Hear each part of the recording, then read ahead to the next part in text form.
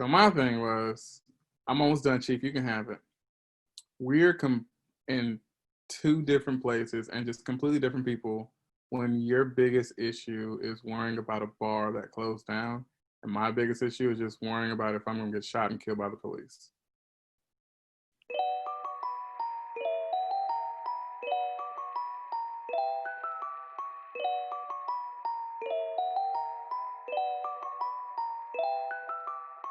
What's up, peoples? Tonight, I need to start us off with a trigger warning. This episode, we will be diving into the heavy and emotional conversations of lynching and suicide. Both of these issues are very serious and painful to hear about. We will be opening up with personal experiences surrounding these particular instances. If you or someone you know is struggling with depression or suicide, please reach out. There are many organizations that are well equipped to help you through these difficult times. The National Suicide Prevention Lifeline is always available at 1-800-273-TALK. That's 1-800-273-8255. Speak with a counselor today. And as we do every episode, thank you to each and every one of you for listening at home. We truly appreciate you taking the time to listen and participate in these dark conversations. A special thank you goes out to our Patreon subscribers for their patronage of the show. And if you want to join in on our conversation outside of this cast, feel free to hit us up on Twitter or Instagram at HaveADrinkCast, and make sure to use the hashtag HADcast. Feel free to join in on our Discord as well. The link will be in the description. Thank you again, and get prepared to sit, think, and have a drink. Welcome to the Have a Drink podcast. Peace.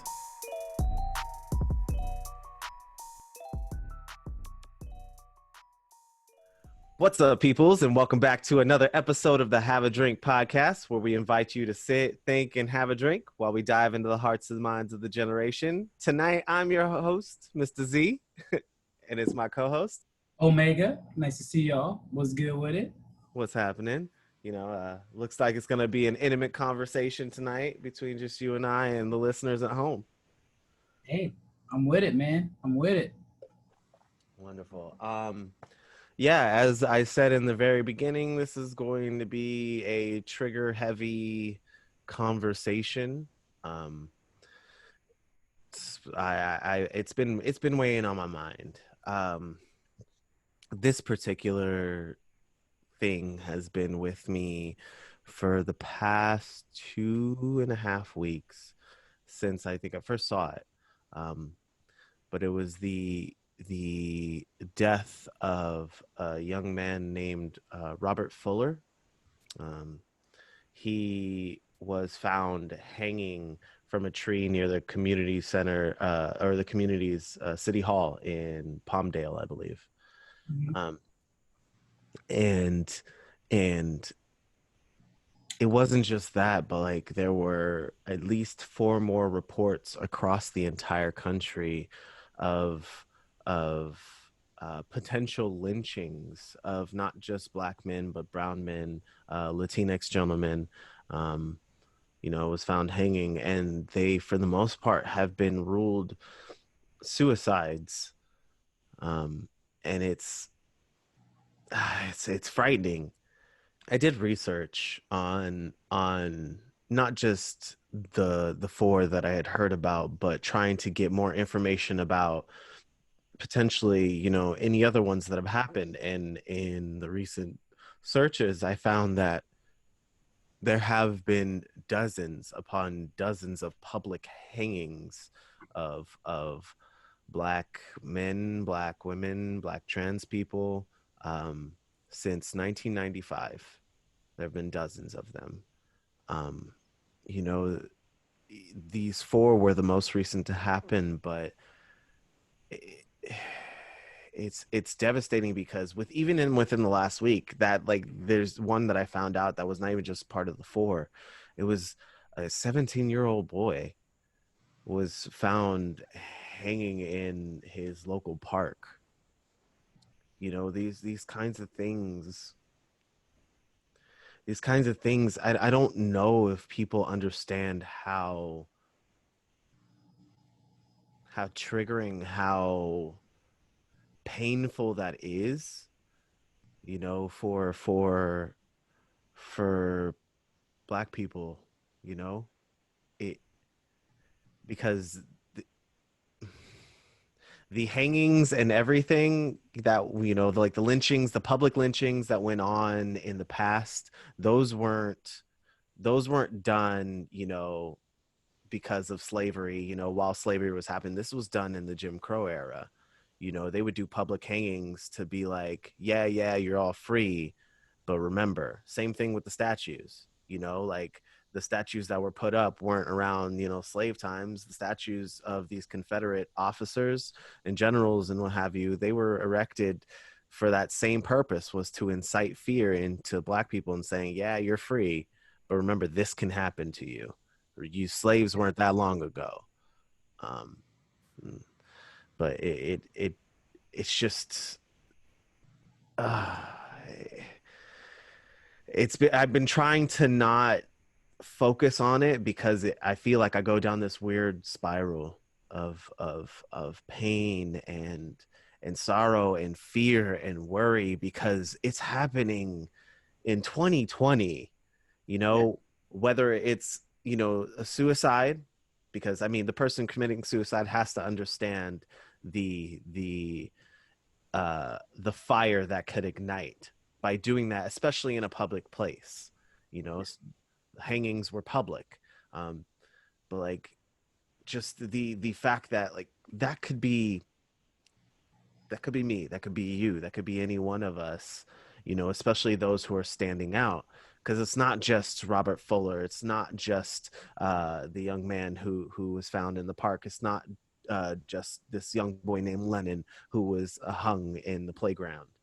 Um, you know, it's, you know, trans individuals, trans activists, you know, the one that was uh, on TV, you know, standing out, and then like a week later went missing and their body was found dead. The 19-year-old girl, right? Yes. You know, like how it brings up so many questions. Like how do people ignore the existence of these kinds of things? You know, obviously not the allies, but how do some people ignore this? And it also brings up another question, or focus of suicide at the same time, because it's something that's being talked about hand in hand. Like suicide by hanging is a taboo subject for Black people and people of color because of the history surrounding it. But at the same time, like within this heightened sense of you know, racial turmoil, Yeah. we you know, it's going to come with some heightened stress and, you know, suicidal tendencies for some people who don't know how to handle said stress. Yeah. But I don't know, man. Like when you heard about it, what was your first thought? It made me think about the a black and white picture.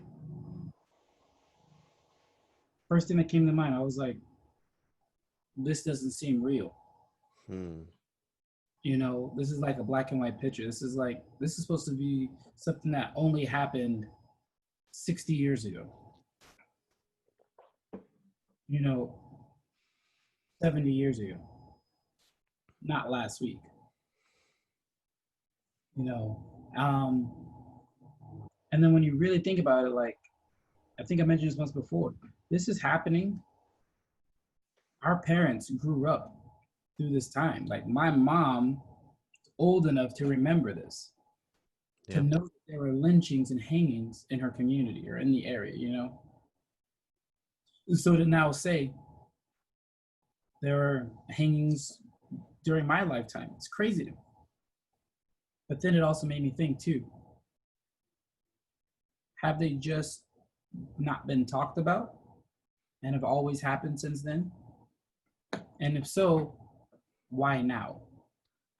I mean, I feel like it goes to the same conversation that's being had about police brutality and the systemic racism that's happening because we're at home. and we're very confined. So a lot of, if you notice, there's a lot that's being ignited, not just social or systemic racism or police brutality or these specific things that are happening, cancel culture, on and on. Like, it's just, we're so confined, we're locked up. We have to, like, what's happening right now is basically our society, our world, our country is in their rooms being forced to deal with the ugly parts of themselves and having to fix them, because just like our country, everybody individually is doing that to some extent, which is why you see the uptick in domestic violence, you know, child abuse, divorce. People are coming face to face with a lot of the things that are like going on in the world. You know, some people are, you know, some violence is going in an uptick. You know, some people are breaking apart because they're realizing that they're not going to work, you know, and some people are at home alone and like, I have to deal with these issues, these problems. I can't be cooped up. I'm tired. And they're getting angry, getting agitated because they don't know how to fix that, what's happening inside of them. We're not taught how to express these things, and we are also not taught how to, or afforded the time to express these feelings. Hmm. You know, I mean, think about this. As a little boy, when you cry, what do they tell you to do? Stop crying. Let's clean it Well, up. who cries? Hmm? Who cries? Who do they say cries? Babies. And girls, Ah, right? Only girls cry. right, right. Only girls cry. Only babies and girls cry. Okay, but I'm hurting. I'm angry. Can't cry. What do I do? You just suck it up and you just work. You just go through it. Okay, my my mom just died. I lost my job. My kids don't talk to me. My spouse doesn't want to be with me anymore. All these things are just piling up on people, and then what do? You snap, you bust, you just you let it fester so much, it's just gonna explode. And some people don't explode, some people implode. It's true. You die into themselves, and it's a terrible thing. You know, it's hard, it's rough, it's a very hard thing to deal with. But that's just because we're not given expressive language at a young age, and it's not encouraged as we get older. It's very, very sad. It's very hurtful, you know. Right. Um, with the increased research about, you know, Robert Fuller and those alike. Um, you know, the question you had, you know, like, is it, you know, like, how come we're seeing more now? You know, there has been, it's been happening. Yeah, we haven't been reported, these things haven't been reported on in the way that they are now, because of what they're being ruled, you know. They ruled them suicides. So one of the things that I looked up was a documentary by Jacqueline Olive, called Always in Season. And it talked about the life of Lennon Lacey, who was an African American teenager found hanging from a swing set in 2014. And yeah, in 2014. And a lot of these things, it said that, you know, you notice that those specific instances started happening around the time of the who was it? Not George Floyd. George Floyd was the Bart killing. Oh, Oscar Grant. Yeah, the killing of Oscar Grant.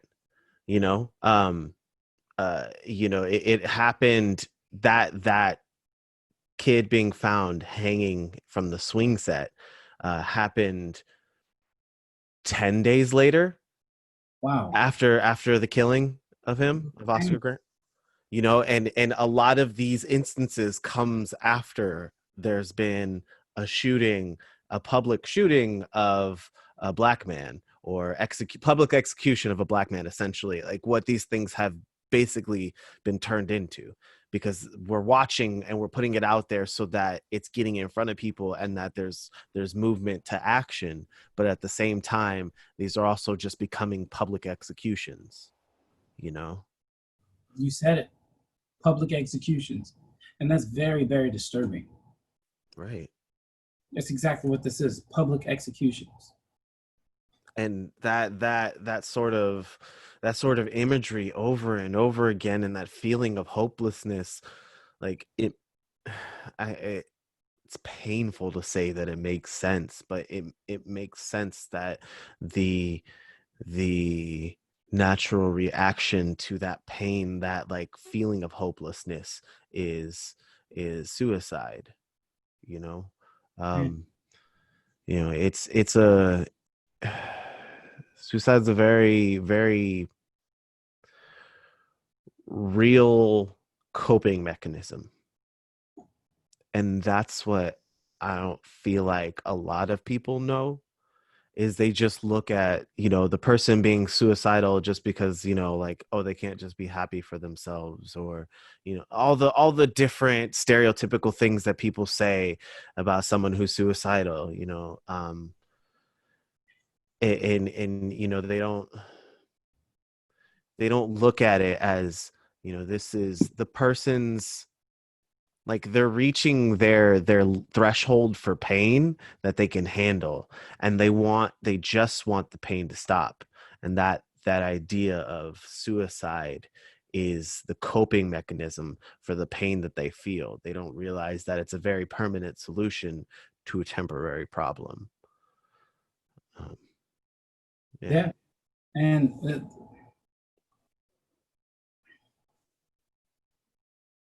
this is where I'm probably going to get some flack. But I get angry when I hear suicide. And it's hard for me to sympathize with a person that does that. For me personally, it's because I feel like you took the easy way out and you gave up. And I say this because I know a few people who have committed suicide. I can't feel remorse, I feel anger. And it's sad to say that, but that's just me being honest. It's like, there are other ways to solve this problem. Yes, you may find that you've fallen into this hole, but you have to figure out a way to fight. You have to look and see that there is something worth living for. There is so much to live for. Even people in POWs. Why would you continue to fight? Why would you continue to live? Why would you continue to stay there and become tortured and be taken advantage of, beaten, and everything else that they do to you? Because you find in your heart and in your mind a will to live. You know, and it's hard. Hearing about the Black trans community being lynched, beaten, murdered, or driven so mad that they have to find solace in suicide is very hurtful, and it angers me. And it angers me to that sense because for them. Now notice how I didn't say at them, but I said for them. Because there is we have made it so hard for them as a community, and I'm speaking as the Black community, for them to figure out a way to reach out and find another way. So there are two sides of the coin. Now there are those that make this choice, and I don't get it, because I know you have opportunities, you have people, you have so many other outlets. But then you have those that are just like, even when I try to reach out to get help, nobody's willing to help me because they can't accept me. Right. And that part, that's the part that hurts. Because then I'm thinking, well, I wish I could help. And the trans community is new to me. Being 100% honest, the trans community is new to me. I am still processing how to understand and get it, right? Um, I have to say, you opened my eyes to a lot of it and were able to talk to me about it. But another person that I really want to shed some light on and thank is my cousin Demi. My cousin Demi, she is a trans woman, and I love my cousin with every fiber in me. And I want her to know, and I've said this before, but I want her to know, like, I'm here for you no matter what. And if days do get dark and things feel too heavy, we're family no matter what. I'm here for you. If we got to chunk them, we're going to chunk them together. Just like when we were kids. It don't matter. And I feel like we don't say that enough. I love you. I accept you. You are necessary. We don't say that enough. Whether they're trans or whether they're not, whether they're cisgender, we don't say that enough. So therefore, I feel like it's not, they have nothing. I agree. It's painful. Yeah, it's interesting because not long ago, having conversations with different people within my family, without my family, just about, the LGBTQ community, those conversations were so inflammatory in themselves. They cause so much turmoil, so much like anger, so much conflict that it's like this like duality. You have this horrible situation that's happening, but I'm also seeing at the same time, as a community, we're coming together because like you turn around and you see the gay community is stepping up and being like, yeah, this is Pride Month, but we wouldn't be able to be here and do all this if, it wasn't for the first protesters who were Black trans individuals, that marched, for the rights, not just for the rights of the LGBTQ plus community, but for Black people and for other marginalized groups and so on and so forth. Yeah. And it's in it, like you said, yeah, we need to be saying these words of affirmation and acceptance and support and really be supportive and be there for everyone in these communities, especially LGBTQ, that they know that they have support, that they know they have people there. Because this feeling of when you're looked at and just because of the way you look, the person you love, what you think, they hate you. And you're looked at you're looked at as a beacon of hate, and it like not necessarily intentionally, as you're trying to be in the world, because you could try to be as loving and as caring and as open of a person, but the moment someone looks at you and they're like, ooh, I don't like that person because of the color of their skin, I don't like that person because they're, I mean, it feels weird to even say flaming gay, because that's just silly. Like, they're just being fully themselves in that point of like just accepting it and celebrating it. Because they're just celebrating their sexuality or what have you. And it's troublesome, because then there's other individuals that are going out and they're being malicious towards not just us, like in the Black community, but Black trans people, and it's all right. Something I was thinking about that is kind of bothering me, that I've been noticing, especially with how, like, how certain cities or, police precincts or what have you are handling these situations. When it's Breonna Taylor and the two or three white cops that shot and killed her in the house, it's like we're fighting tooth and nail. And when it came to George Floyd's, murder, getting all the cops on, it's like fighting tooth and nail.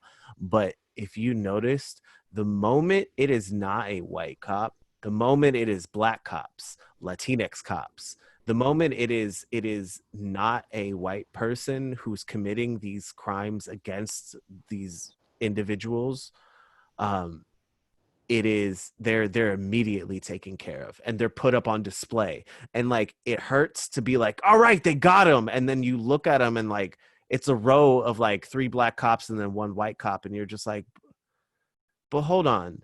How are you so quick to like handle this? Like the individual who the monster who ended up killing the one trans activist, she was murdered by a black man. And I'm like, and they caught him and they prosecuted him and they're doing all the things. And I'm like, why y'all so quick to hop on that? But you won't be so quick to get these other individuals who don't look like the person that they killed.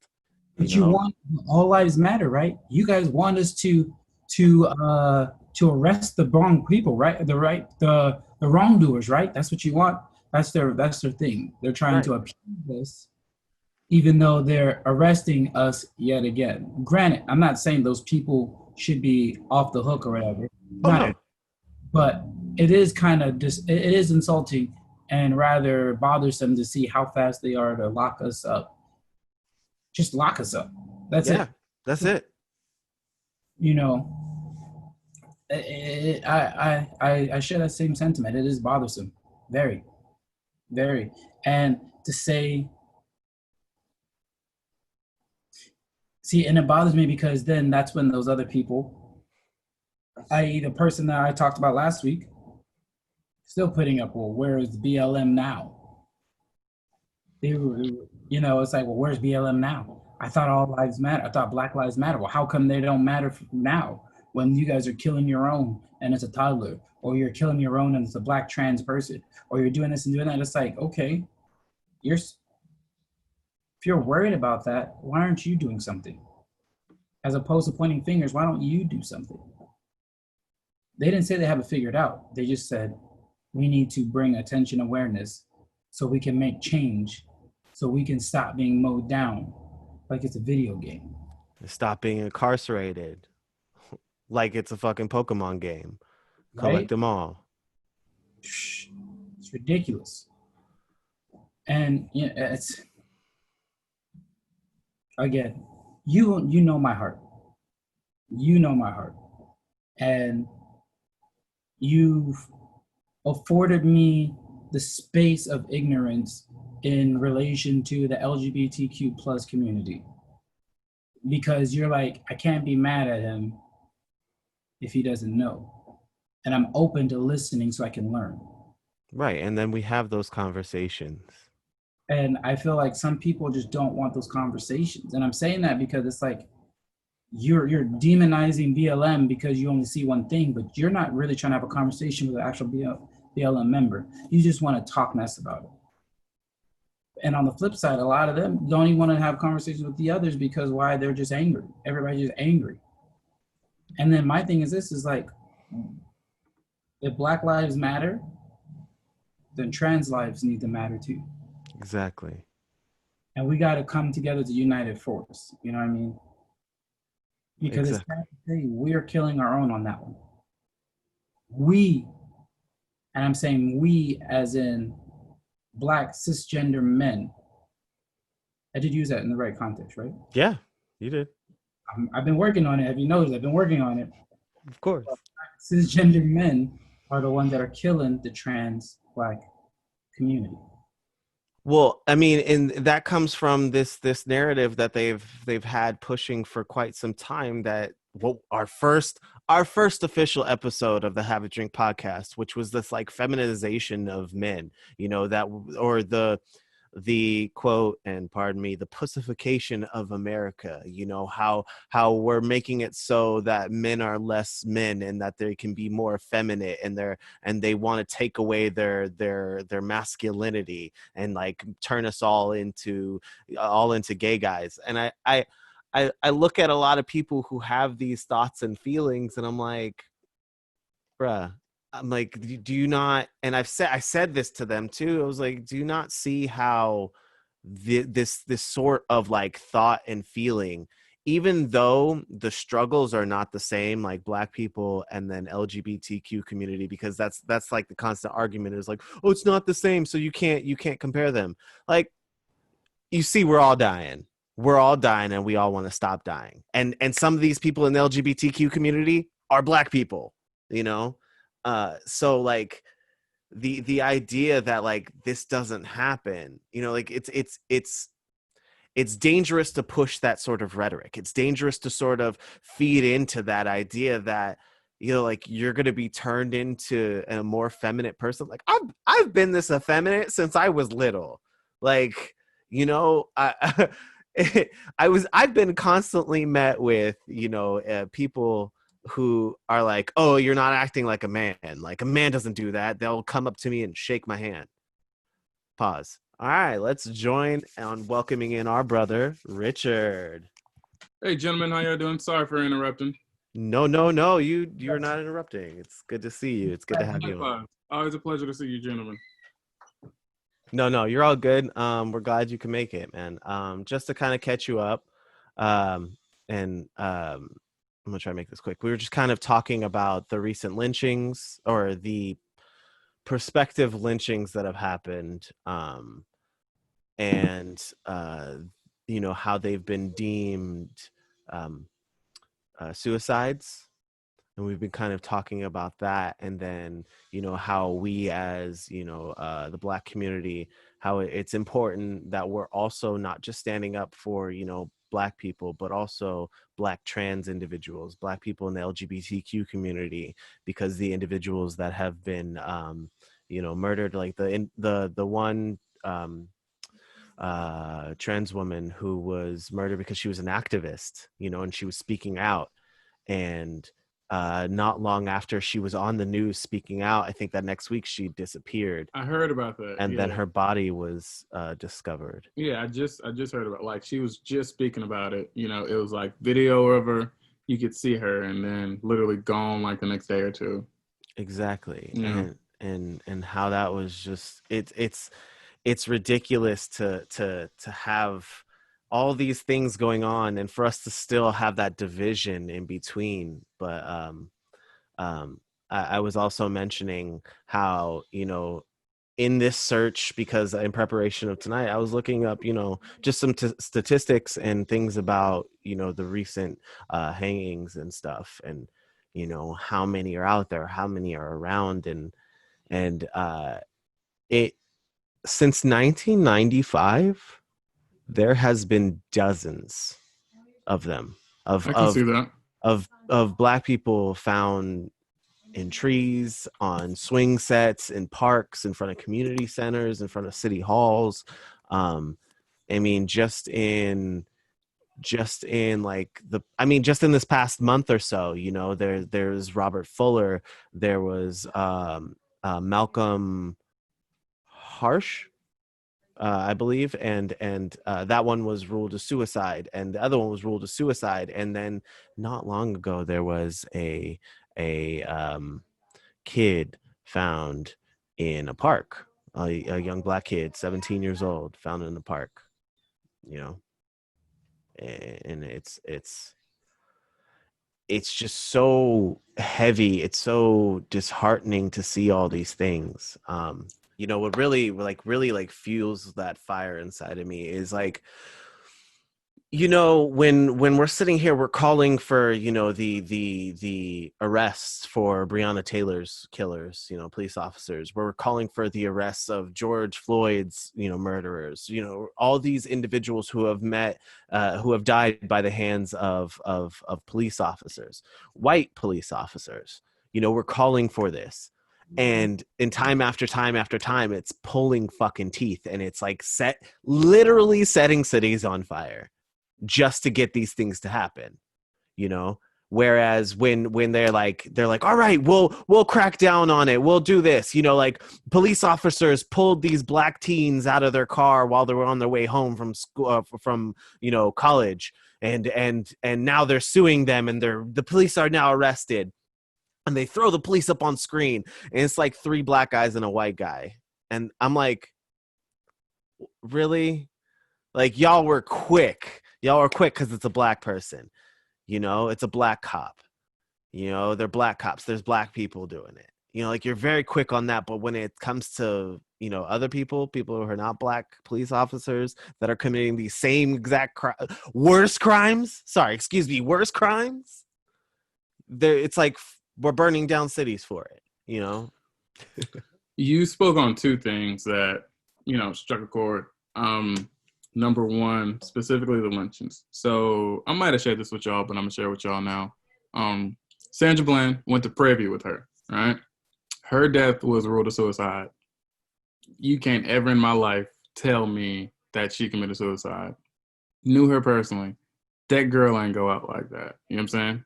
And you telling me a police station doesn't have footage of just anything? I'm not trying to believe it. Not, what was that, 2015, 2016? Whatever year it was. No. Not believing it, not one bit, all right? Excuse me. Just looking up something while you were talking, I remember hearing about an anti-lynching bill, and it was just, I'm going to give the man credit. Representative Bobby Rush, a Democrat from Illinois, introduced the Emmett Till Anti-Lynching Act, all right? In 2019, this was introduced, that, hey, this has to be a law, you know? Can you read it to us? Yeah, sure. It's very wordy. It's all right. Perfectly fine. The act may be cited as the Emmett Till Lynching Act. Congress finds the following. The crime of lynching succeeded slavery as the ultimate expression of racism in the United States following Reconstruction. Lynching was a widely acknowledged practice in the United States until the middle of the 20th century.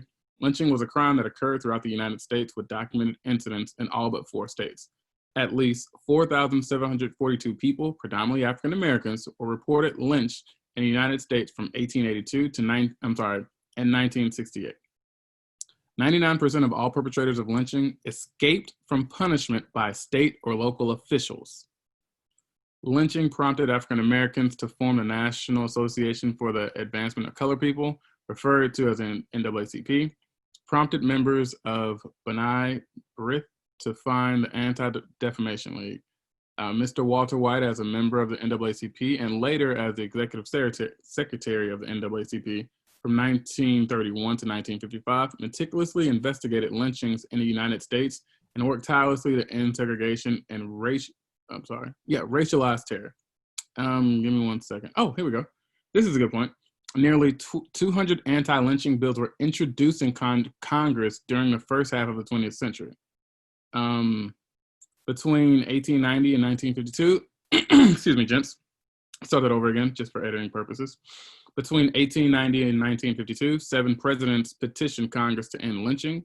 Between 1920 and 1940, the House of Representatives passed 3 strong anti-lynching measures.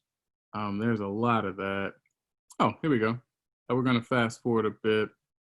On September 14, 2017, Trump signed into law Senate Joint Resolution 49, wherein Congress condemned the racist violence and domestic terrorist attack that took place between August 11 and August 12, 2017 in Charlottesville, Virginia, and urged the president and his administration to speak out against hate groups to espouse racism, extremism, xenophobia, anti-Semitism, and white supremacy, and use all resources available to the president and the president's cabinet to address the growing prevalence of those hate groups in the United States. Let me see. Talks a lot about Charlottesville. Let me see. I think that's it for right now. The last thing it said, the last action was, it was received in the Senate. There's been 1 roll call vote. Long story short, it's been introduced. It's shown the process. It's been introduced. It passed in the House. The next step is it goes to the Senate, then it goes to the president, then it becomes law. But right now, it's passed in the House. So it's something that hasn't fully been enacted yet. That is correct, sir. So as of today's recording, there's still no bill in like our Constitution that says, hey, lynching's bad. Don't do that. You'll get arrested. Sounds about right, but I'll double check just for good measure. That's ridiculous. That's crazy. I found something, the Dyer anti-lynching bill. Long story short, this was introduced in 1918, right? A Republican from St. Louis. It was intended to establish lynching as a federal crime. It passed in the House of Representatives on January 26, 1922, but its passage was halted in the Senate by a filibuster by Southern Democrats who formed a powerful bloc. Democrats justified their opposition to the bill by arguing that lynchings were a response to rapes and proclaiming that lynchings were an issue that should be left for states to deal with. There you go. Now, isn't it interesting who filibustered that? You said the Democrats, Southern Democrats, yes, sir. Now remember, Black people were Republicans first. And a lot of us don't remember that historical part of things. And a lot of people talk about we need to be like Dr. King. Dr. King was a Republican as well. Because the Republican Party has upheld, to an extent, the whole Christian values. So we have to remember that. And the reason I'm bringing that up is because a lot of people like to say that to us now. Well, you Democrats, you liberals, you this, you that. Don't give me you this, you that, you Democrat, you liberal. Don't give me none of that. I am me. I am a Black man first. Mm-hmm. I'm preaching, I'm going to keep saying that. Until we can fix something so my Black skin won't be seen as a crime and will be easily expendable, that's when I want to see that you're going to hear me talk about this. You know, that's terrible. 1918. My grandfather was born 1919. That's crazy to me. I just thought about that. My grandfather was born 1919. That's crazy. So that's not that far away. Can you believe that? To say my grandparent was almost just as old as that when that happened, that makes it really real. That makes it more recent than anything. And adding to your point, if I can interject, when it was just like, hey, that's not in our hands. We're going to leave that to states. Now imagine, you know, I'm not a devil's advocate, but I'm always down to just take it up a notch. What if somebody was like, no, this is an issue? How different would the world be? That small thing. And then it became a federal law. How different would it be? Might have been small, might have been big. But they're like, you know what? That's not in our hands. I'm sorry. And I said all to say, how many times have we seen that? Basically, I read that as it was being ignored. So how many times have we seen people that we know and love every day turn their head, and I'm just acting like I didn't see that. That's not my problem. I'm not going to worry about it. Mine, we're all guilty of it. I'll be the first to tell you, look, I ain't got the time or the energy right now, Chief. But lynching is not a serious issue for certain folks. You can connect the dots on who the certain folks are. So it just passed on. Yeah, we ain't going to worry about that. And so a lot of people just didn't care. And as you see, something's been introduced, but nothing has been passed. Still to this day in 2020. To this day. Till this day.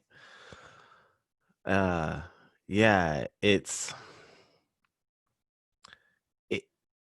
I was saying this to Omega earlier, just seeing that.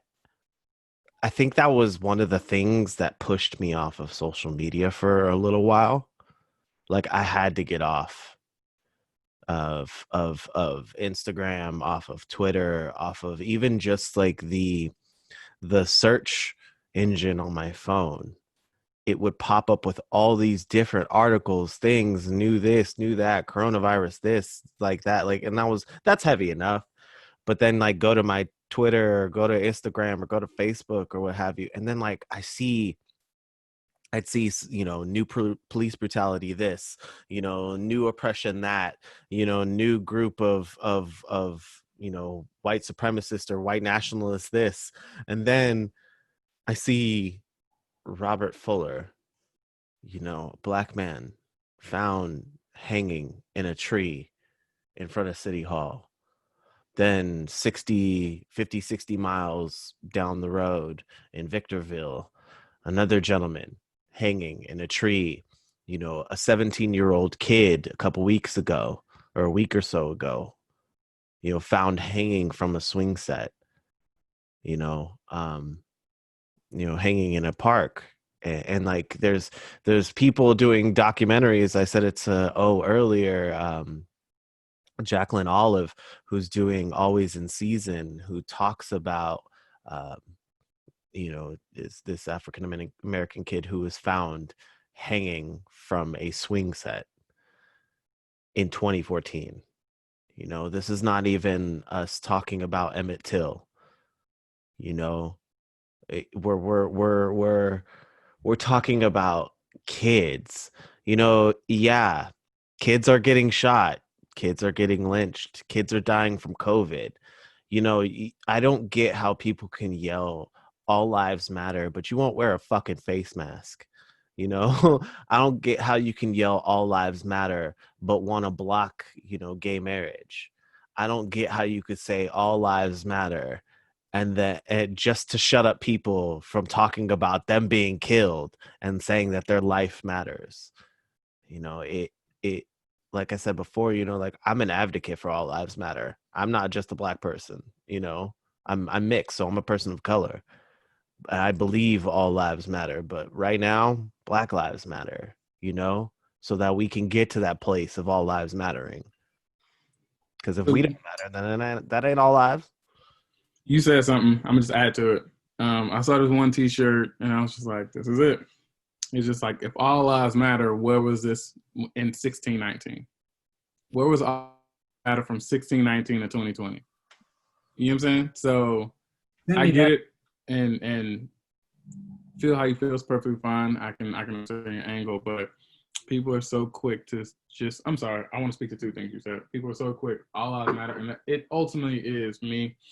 The word black just makes you feel uncomfortable because you got no problem saying blue lives matter. You got no problem saying whatever, but the moment somebody says Black lives matter, no, you're just trying to silence us. But anyways, you said something I want to get to. All right. It'll come to me. It'll come back to me. I'm sorry. Please continue. I don't want to. Funny thing is, you mentioned people won't wear a face mask. So I just want to take a moment and talk about these lovely new handmade face masks. They are made by Janessa Andrea. If you check out her Instagram at Janessa Andrea, one word, she is my daughter. And yes, she makes these great handmade face masks with an adjustable drawstring right here. If you pull it right here, and it helps and it makes it a little bit tighter, and you can readjust it like that. Pretty amazing. They got many different prints. From here, we have the Wakanda, Black Panther print right here. We also have your local sports teams. If you're from the Bay Area, we don't do that Astro stuff. That was my next question. My next question, I'm sorry, I don't mean to interrupt the plug. Does she make any Astros face masks? Because I would love to buy one if she did. She doesn't, but if you happen to have the fabric, I could probably talk her into doing it. Okay. I mean, if she want to make money or not, that's fine. You know what I'm saying? Like, hey, that's her own business. You know what I'm saying? But if she's not trying to make no money, it's cool. Good luck. I wish her well. I'm joking. But anyway. Money. These handmade face masks are only $8 each. Only $8 for one of these masks. And she will ship them off to you, but you do have to pay for shipping and handling. But I'm telling you right now, at Janessa Andrea, that's JANESSA ANDREA on Instagram, hit her up, direct message. And I'm telling you right now, these things are fresh to death, and you'll be dressed to impress while you're stepping out there, letting them know that I'm still protecting myself, protecting you, but I look good while I'm doing it. All right, back to you. There you go. That's perfect. Thank you for that, brother. That definitely goes in line with something that we want to do is being able to support these Black-owned businesses and individuals that are putting things out there for a good cause. So yeah, I appreciate that. I have a question, sir. If we can pivot this way. Pivot away. had this thought, of course, what else is new, right? Had this thought where, as we know, states are closing down, and they're closing things down because they're just like, okay, we're getting way more corona cases than we thought we would have, and so we're seeing terrible numbers, and so because of that, bars are closed down. Once again, taking away people's livelihood, I get that, right? So I had the thought I saw this one post, somebody tweeted something from like a protest about closing down bars. And I saw the sign that said, "Bar lives matter." All right. So my thing was, I'm almost done, Chief. You can have it. We're in two different places and just completely different people when your biggest issue is worrying about a bar that closed down.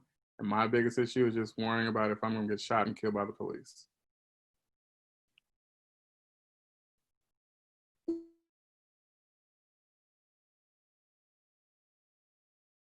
Z, please come back. Please come back. You know what I'm saying? We need you, Chief. But hey, I get it. Hey, if it felt you, go ahead. But I had that thought today, and I was just like, we not the same.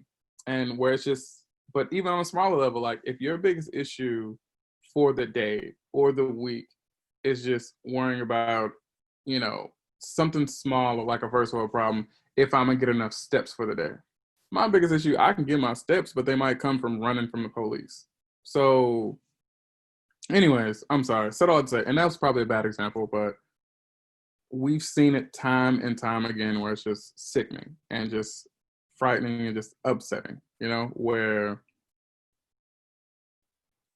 Black lives get murdered day in and day out and are unjustly,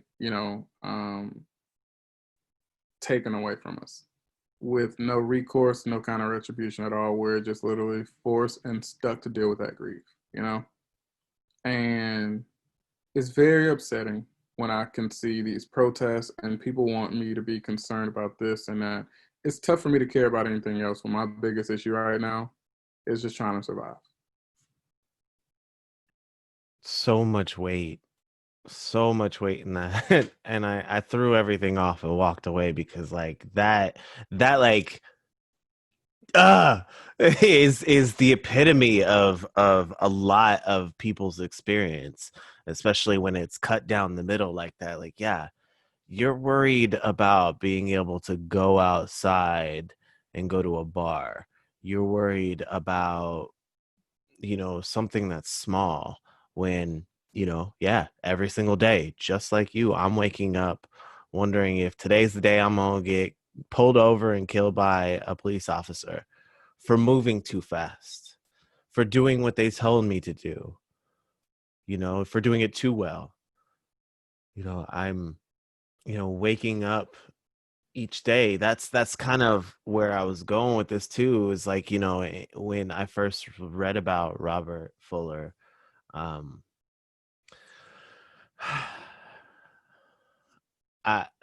through some people, and I know Robert Fuller, so it's kind of it's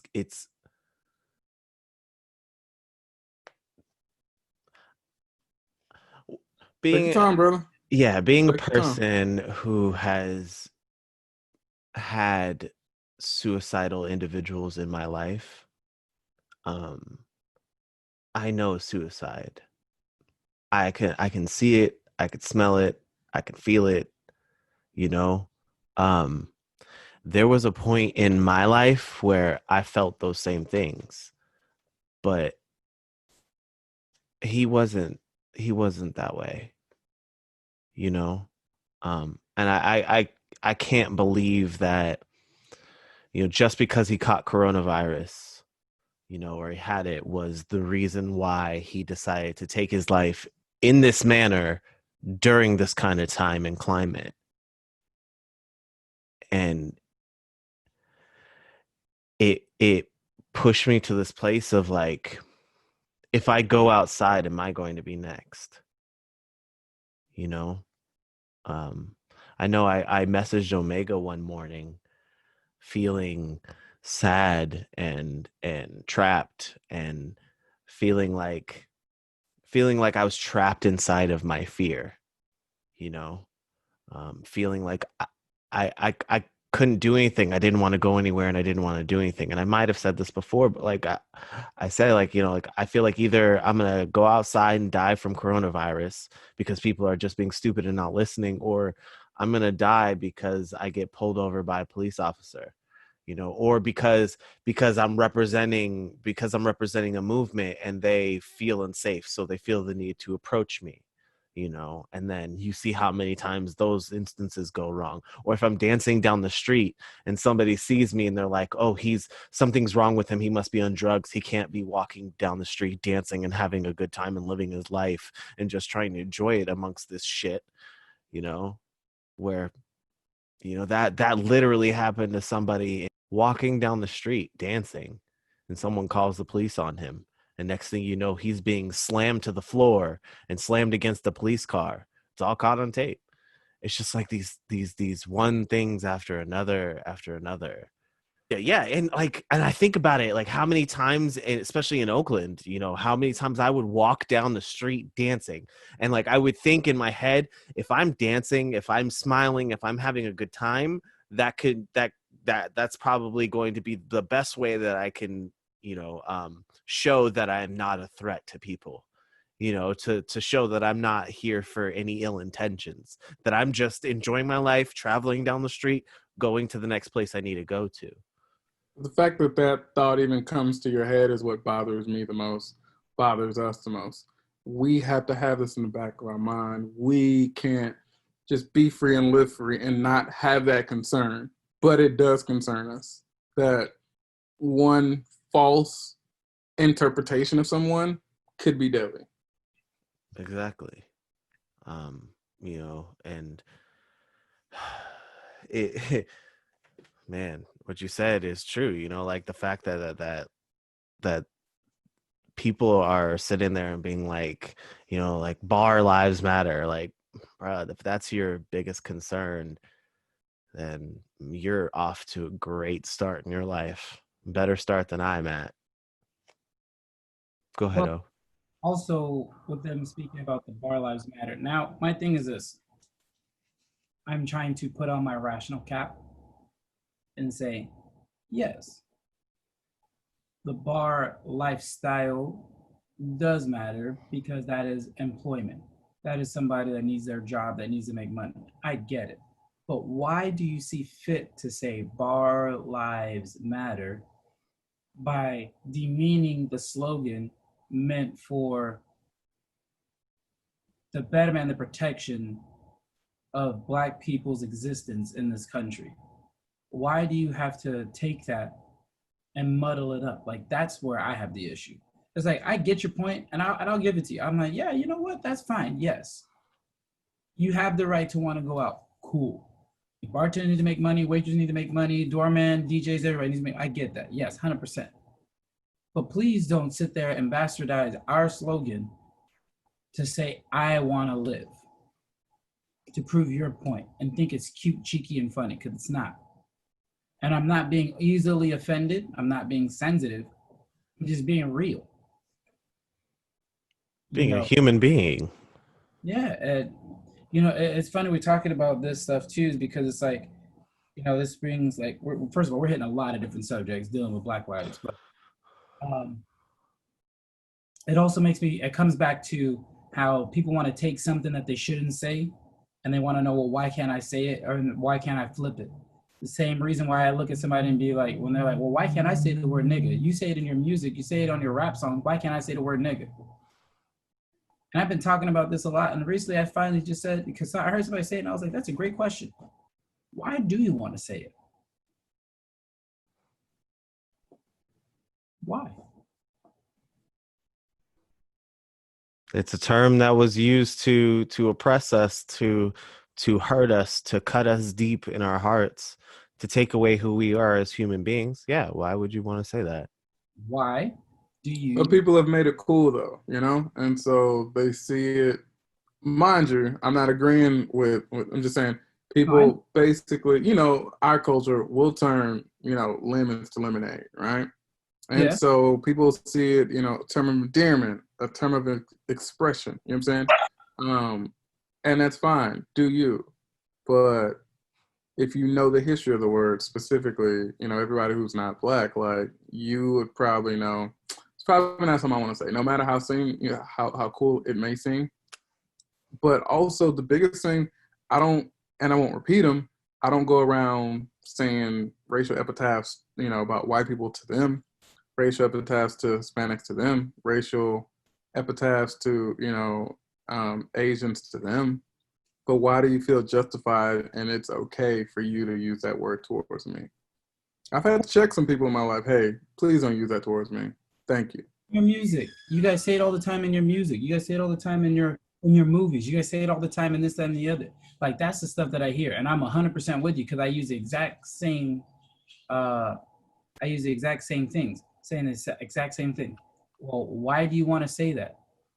Why do you want to say that? Why do you feel comfortable enough to want to even utilize that with me? It's unnecessary. It's unnecessary. You know what I mean? And I said the exact same thing you just said. I asked my friend who's actually Vietnamese, and he's Vietnamese and Chinese, and I was like, think about it like this. Would you ever be cool with me calling you one of those names? Even though we are thick as thieves, close as ever. He's like, well, I know your heart. I'm not going to be like, I'm like, no, but I get that. We have that relationship. But if outside of this, is that ever okay? No. No, and even though we have that relationship, I still don't find the need or want to do that. And it's just ridiculous to me. It's very ridiculous. It's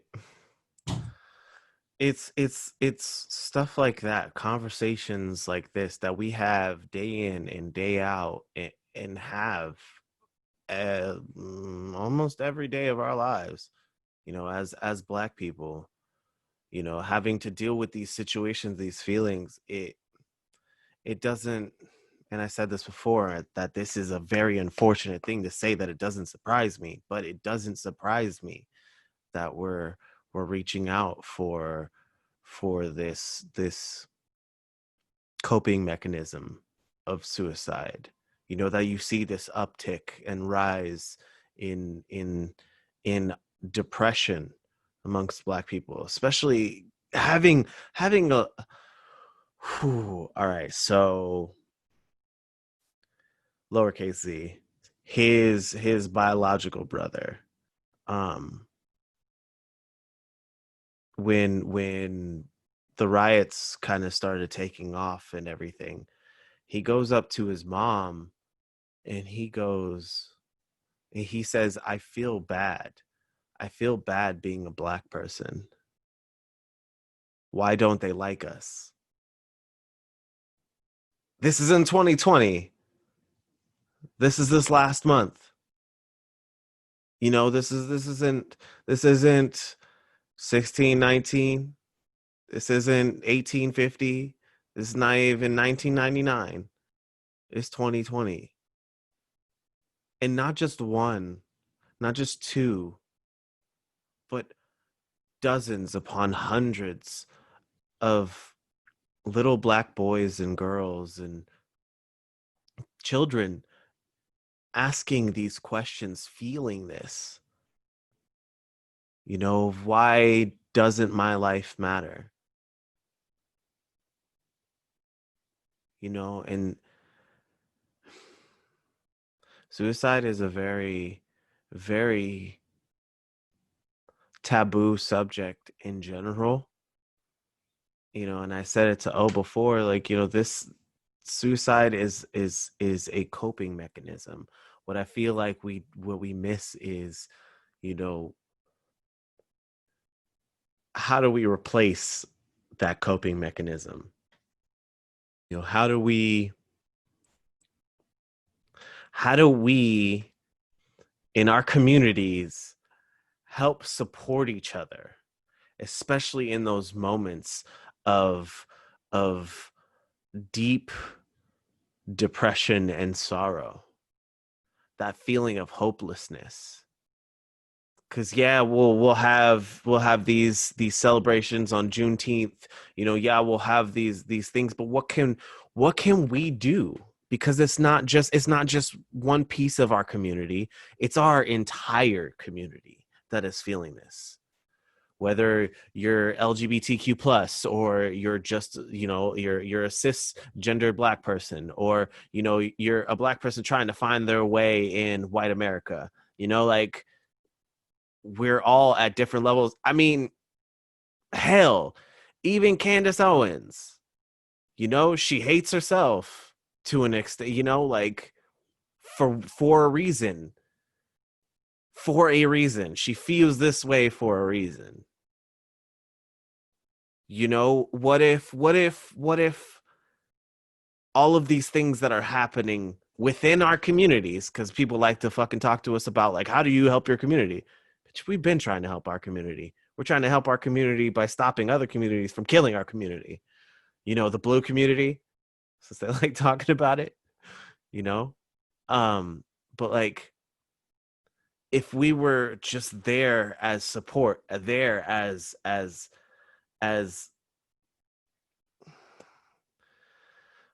human beings, man, for each other, I feel like a lot of that could stop within our community.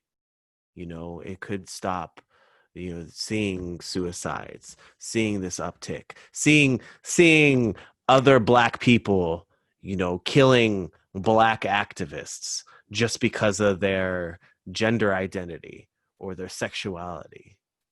You know, it's fucking ridiculous that we even are infighting in that way. You know, or that we even, it's ridiculous that those of us feel so much at, pardon my analogy, at the end of our ropes to do such a thing. You know, Omega, you said something earlier about how, you know, it makes you angry. Suicide in general makes you angry. You know, because yeah, we say it's a very selfish thing. You know, it's a very selfish decision to make, a very permanent solution to a temporary problem. And I feel like that feeling you're feeling is because you care. Uh, if I may, really quick, I'm gonna try to make a long story short from my childhood. But in junior high, I had a best friend, and he and I, we were thick as thieves. Like, he was the only kid that my mom would let stay the night on a school night. Like, he was the only kid that I knew that my mom would treat like one of her kids. Out of all my friends, she used to badmouth all my friends. You know, my mama always had something to say. She was just like, I don't know about so and so. Like, oh, mama, like, you're just being mom, like, whatever. But like, this kid is like, she saw there was something in him that he needed, that kind of support, that kind of attention, that kind of family, you know. And so he was my best friend. We got into fights together. We did everything together. So like, we got into such a bad fight with each other that we stopped talking to each other, and that something happened, and I came up to him and I was like, hey, these people are going to fight me. And he looks at me and he's like, yeah, and so that's your problem, not mine. And I'm like, they were talking about mom. And he looks at me and he goes, where are they? And like, that was him. He was right there. We were a two-man wrecking crew. Like, that's all you needed. It was like, football team wants to fight me. Who am I gonna go get? One person. You know. And he was suicidal. You know, he tried committing suicide time and time again. And I was always there in those moments. I would either be there with him on the phone, or I was there physically. I remember a moment. outside of my window, where he was in this space of like, I'm just going to do it. I'm going to fucking kill myself. I don't want to be here anymore. I don't want to do this. This is done. I'm going to do it right now. And like, I just remember like being with him and feeling that pain of if he left, if he ended up dying, feeling that anger, feeling that feeling of the stages of grief, you know. And but like I was able to go in, sympathize with him, empathize with him, really truly sit with him in that space and walk him back and be like, hey, you know, like, I'm here, I see it, I'm sorry, you know, but let's survive this. You know, the feeling of it will get better. Why can't we do that to others in our own community?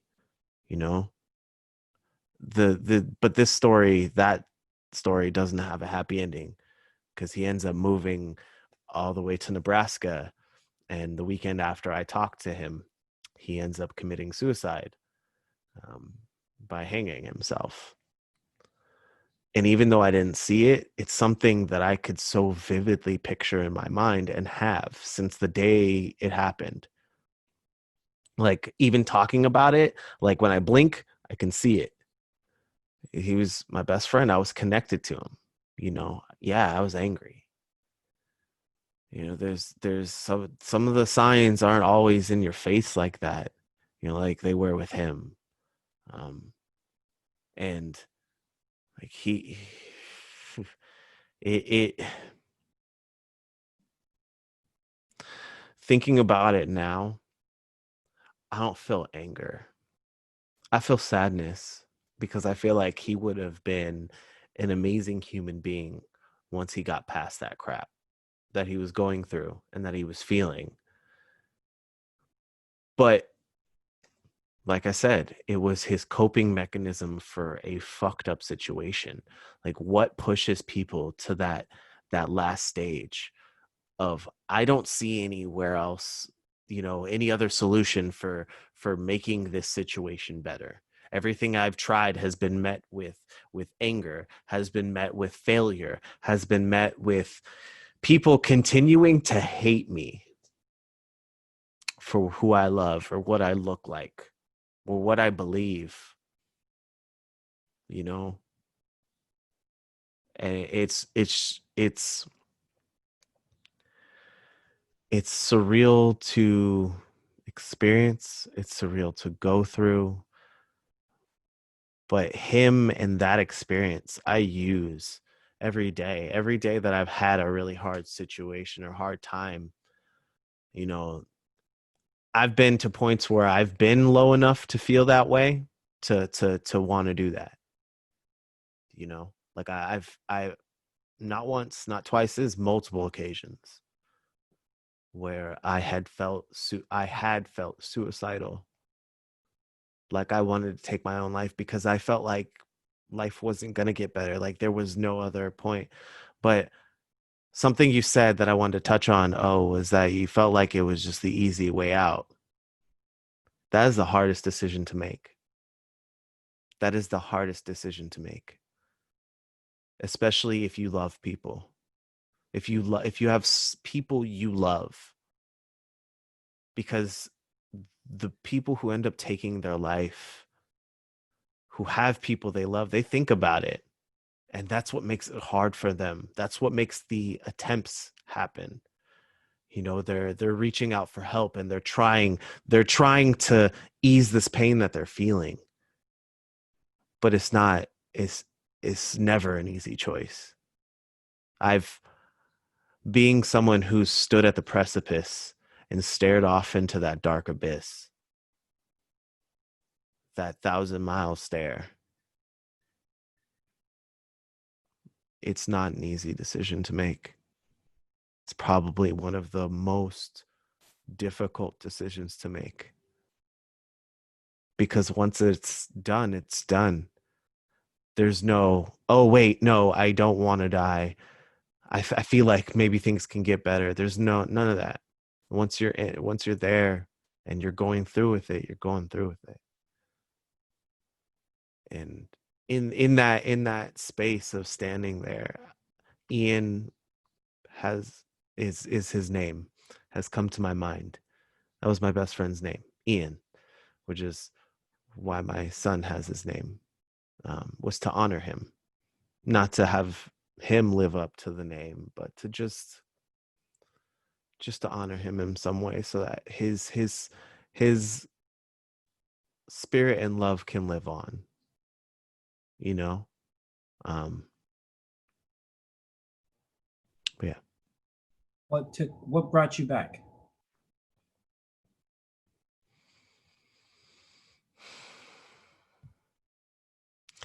At different times, it was either the thought of my best friend Ian and what that felt like for me after he passed, and what those I love would feel.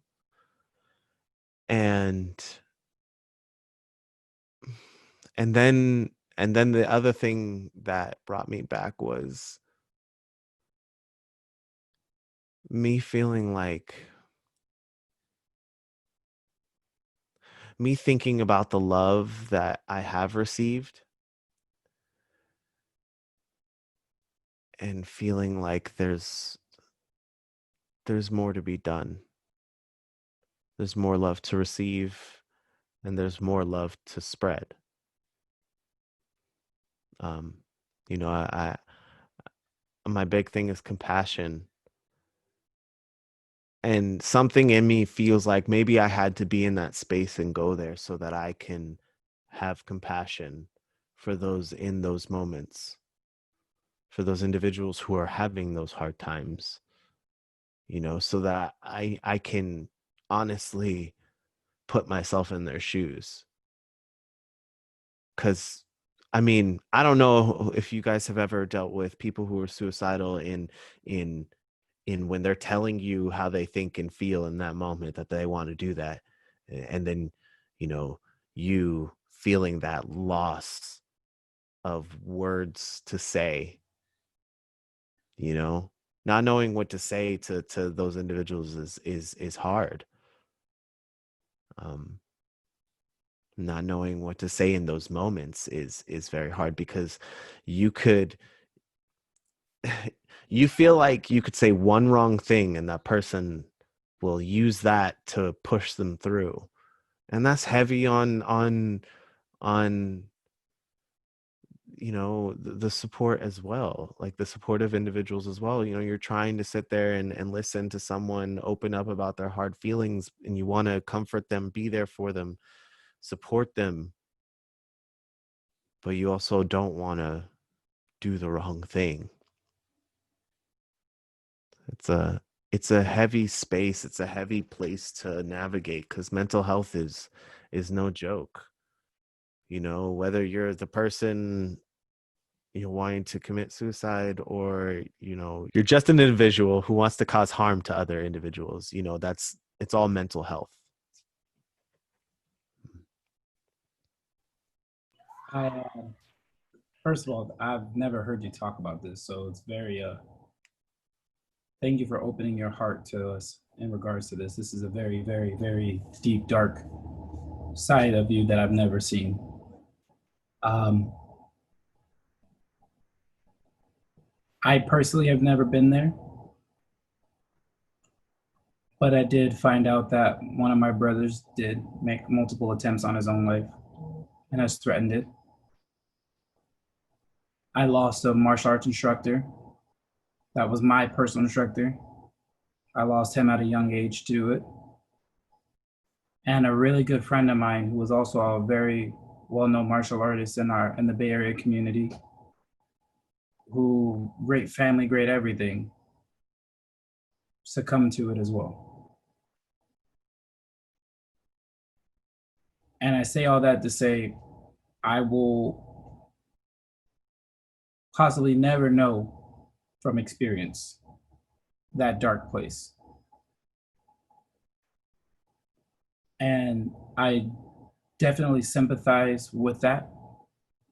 But you also said everything that justifies my way of thinking. you stopped and you thought about the love that you had and that you have received. That's important. To take a moment and count your blessings is an important thing. That's what I got from what you said. And I 100% get where you're coming from with it, and I get it. But again, that's a choice that you make. And we may end up respectfully agreeing to disagree on this, but my heart, my love is so big and deep. All I can do is be angry about it.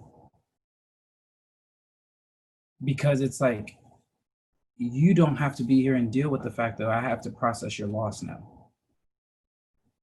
You don't have to be here and process the fact that I have to listen to either your kids or your students talk about you and wonder why. That's the hard part. That's why I said you took the easy way out. I understand it's hard, it's hard facing your fears. It's hard walking to the edge of death, staring it in the face and deciding, am I going to do this or not? I understand that 100%.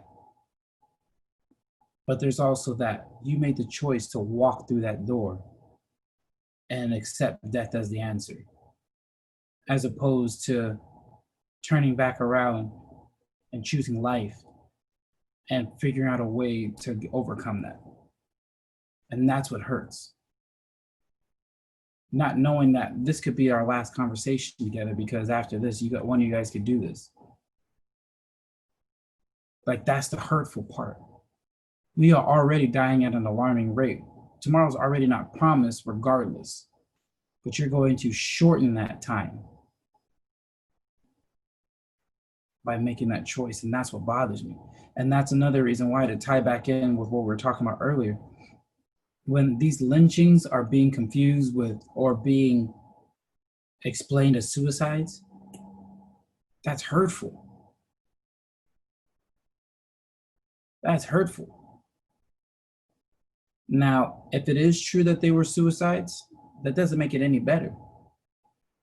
Not even in the slightest. It just shows that somebody couldn't be there for that person when they needed it most. And that's hard. That's alarming. But again, us melanated people need to understand that we need to talk to somebody. We need to know that it's not just our pastor that can talk, because our pastor is just as broken as us. Our friends are just as broken as us. Sometimes our spouses or our parents, our friends are just as broken. We need to seek professional help, because the professionals see professionals. There's nothing wrong with admitting that I have a problem, because that's the first step to recovery. If I'm fighting and I'm getting beat to the punch every time, I don't just sit down on my stool and just think for myself. My coaches are the ones that are like, look, this is what we noticed. This is what we need to do. That's my counselor. That's my helper. That's my corner. That's my person. That's who I have to trust and believe in. We all need that person to trust and believe in. And just know you're not alone. You are loved. You are needed. You are necessary. Death is not the only option.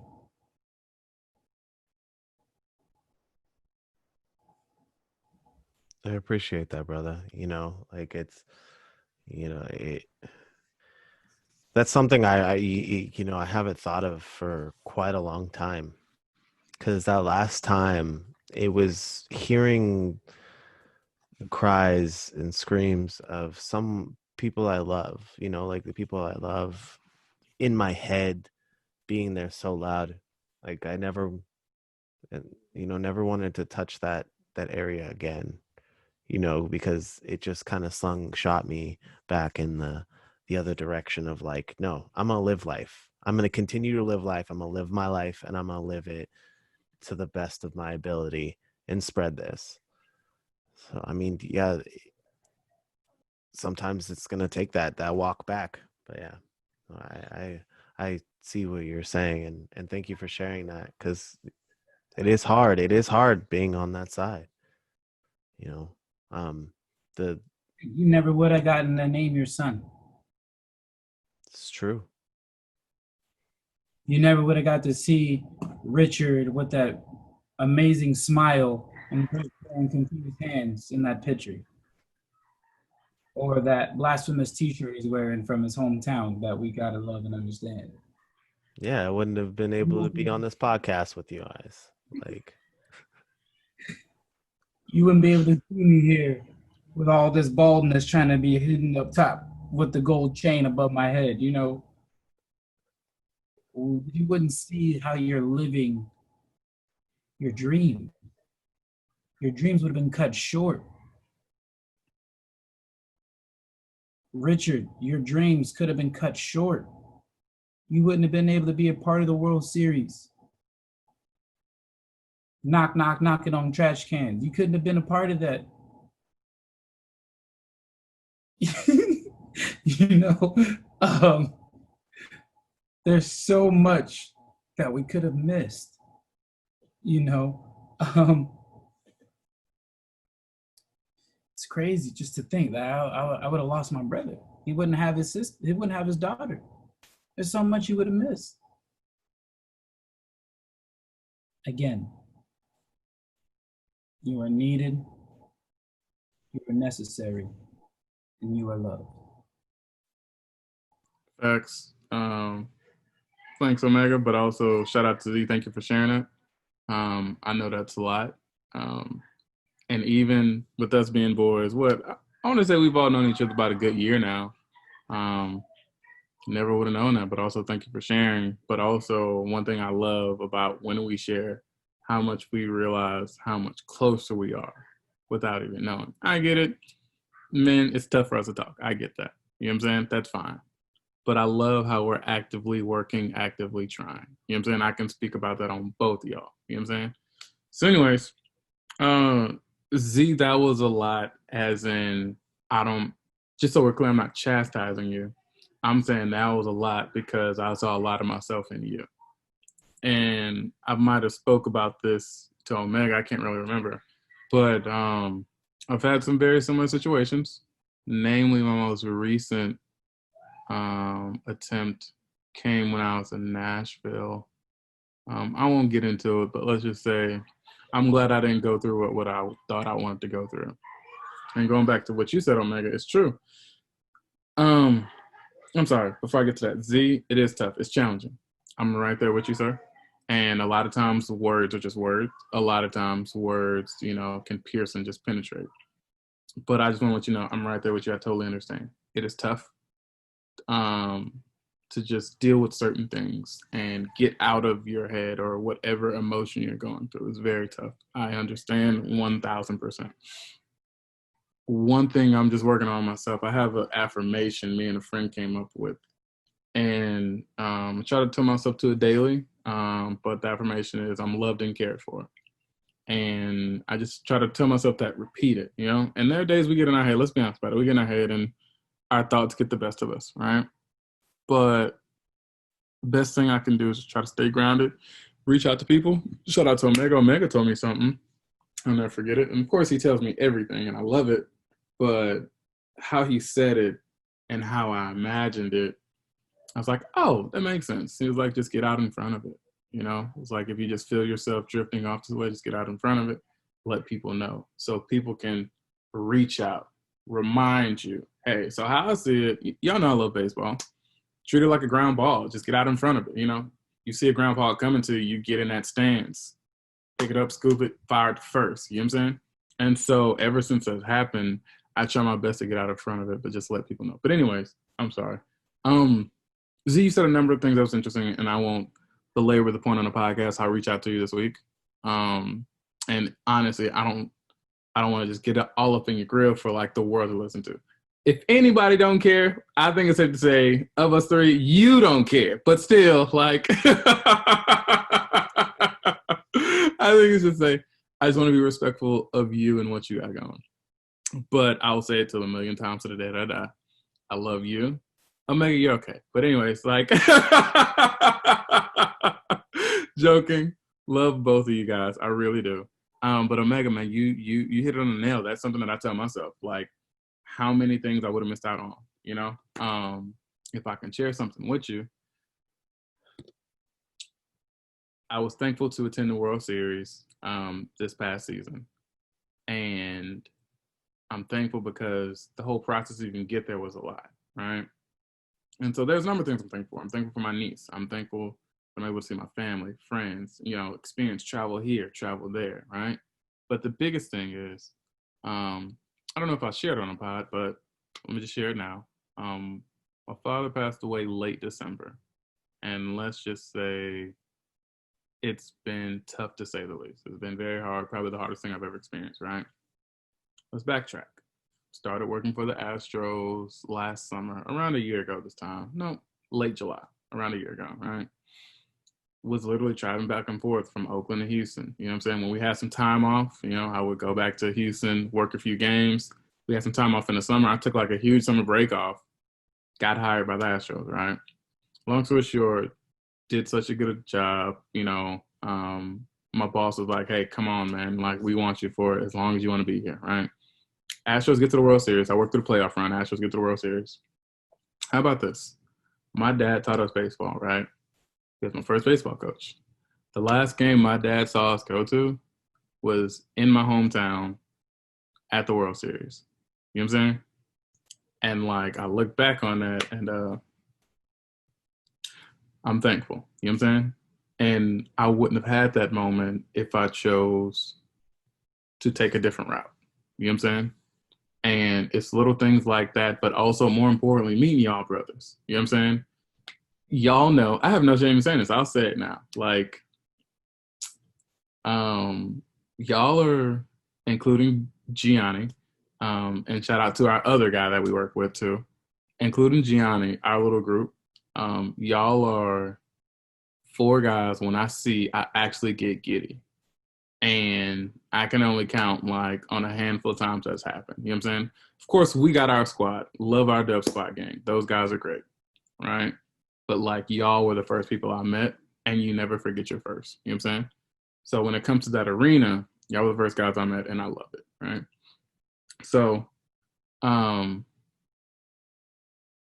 just want to say I'm just thankful that I met y'all. And I wouldn't have met y'all, wouldn't be on this podcast, wouldn't call Z the nickname that I call him. I'm not going to say it, but Z knows the nickname that I call him. And also wouldn't have met Omega, you know what I'm saying, who's been there for me in some very pivotal moments in my life. And it's just, I wouldn't call it a coincidence. I just call it life. You know what I'm saying? When he just happened to call at literally the perfect time. It's happened more than once, so that's how I know it's supposed to happen. You know what I'm saying? But also just going through life, learning and growing. I can tell you right now, the where I'm at life with just understanding feelings and processing. I wasn't at this point 5 years ago, 10 years ago, 7 years ago. I look back on life and just like, what? One thing I have to say, it's just growth. You know what I'm saying? Nobody's perfect. We all know this, but it's just growth. And also what we're all going through is growth. You know what I'm saying? We're growing different rates, different levels. And I'm not going to say, okay, you're out of it. You never think about suicide again. No. Life happens. Life can be tricky. You know what I'm saying? And if I got to call and text you every night, I will, just to let you know, hey, you're loved and appreciated. You know what I'm saying? I will. You know what I'm saying? If I got to let you know, Z, you're cared for. Z, you're an awesome dad. You know what I'm saying? I will do that. I tell both of y'all all the time, like, y'all are amazingly talented people. You know what I'm saying? And I'm just thankful that we happened to cross paths. I don't think it was coincidence. It was literally like it was supposed to happen. You know what I'm saying? So that's all. To the both of you, I love you, but especially Z, thank you again. It takes a lot to share that. And the last thing I want to do, if you share something like that, look at you like you crazy and talk to you like you crazy. Because I know as men, that's not going to make us open up. Having this space and having this safe space, but also the comfort to be able to just throw something in there and bounce off a wall and not, be abrasive. You're always welcome. Appreciate it, brother. If there's anything both of y'all need, just say the word. You know what I'm saying? So love both of y'all, but I just love that the journeys you guys are on, but also the levels that you're elevating to.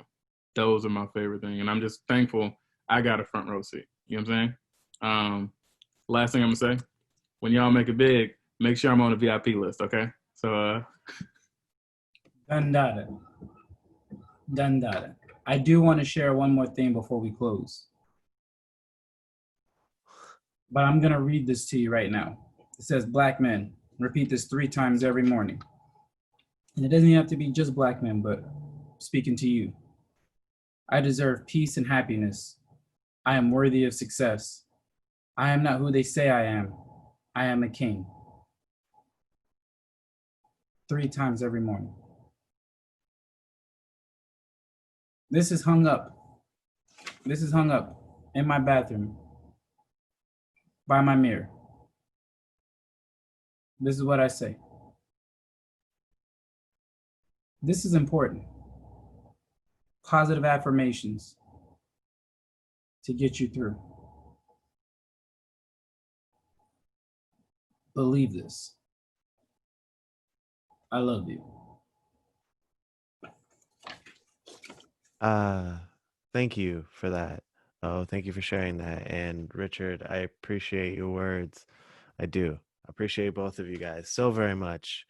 Like the journey that I've gone down in my life, like I wholeheartedly believe that it's not, just a coincidence, that, meeting y'all was for a reason, doing this was for a reason. It brought us together. It brings us closer, with every conversation we have. And yeah, like I appreciate you guys, and I love you guys, because yeah, you guys are my brothers. You guys are my support group. You guys are my tribe. I couldn't, I was talking with you, Richard, the other day when you called me, and how you were giving me my flowers, and what have you, and I appreciate that. And I said something which was like, as I've been researching it and as I've been trying to better myself in everything that we do, I was reading a saying of, if you surround yourself with, very talented people, you'll be by like 5 talented people, you're going to end up being the 6th talented person. If you surround yourself with 5 successful people, you're going to be the 6th successful person. You surround yourself with, 5 chefs, you're going to eventually be the 6th chef. It's all about those you have in your community, those you surround yourself with, in order to bring yourself help raise yourself and each other up to that next level. And that's this tribe. Like, we're all in different areas of entertainment. We all do different areas of just the workforce in general, and we're out here living our own individual experiences, and all of that we get to come back together and share with each other. Partially with this podcast, what we do is we're sharing it not just with each other, but whoever wants to listen in on the kind of conversation that we're having. We're growing, and we're only as good or as great as each other's greatness. That's why, like, when someone's like, oh, I won't be able to make it to the cast, I've been working. I'm like, psh, like, we celebrate everything, all the small wins, celebrate the little victories, to the big victories. You got to come up. You have a job. You have something that can help sustain your family.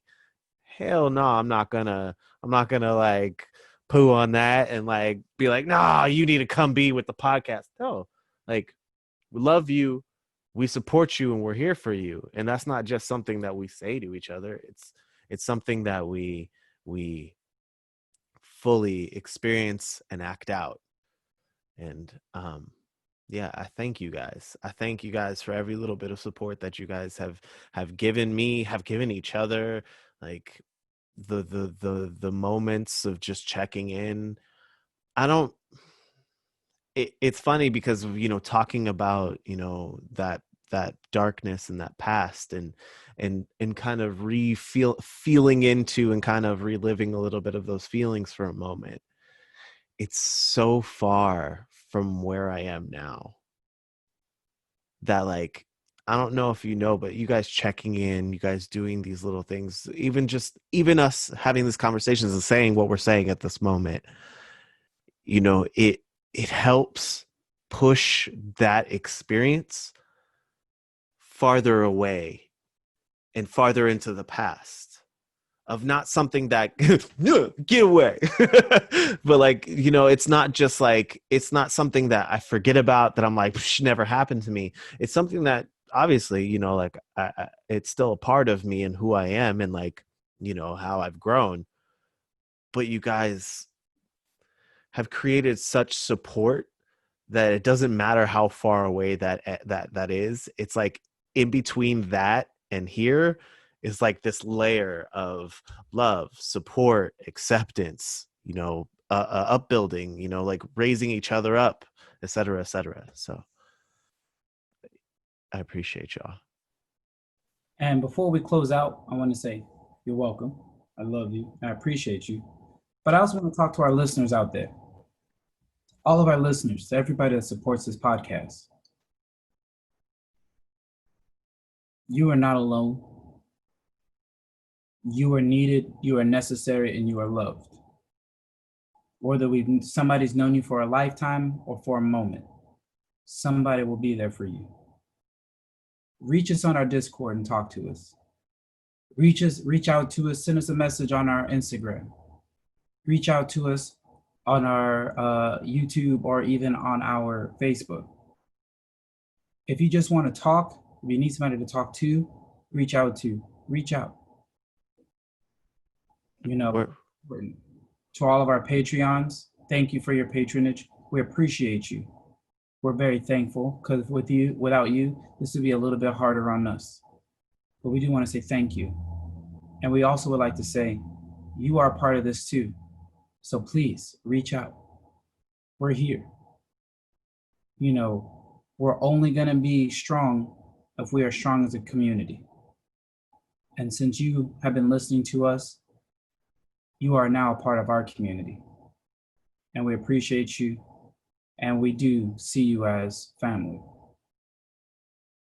So Z, are you ready? Yes, sir. Do it.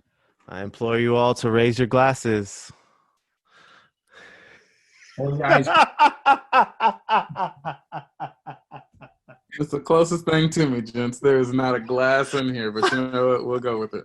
I love you with all of my heart. The feeling is mutual, sir. To another successful night. I implore y'all to raise your glasses. I thank you. Welcome you back to sit, think, and have a drink. It's been the Have a Drink podcast. Peace. It was literally like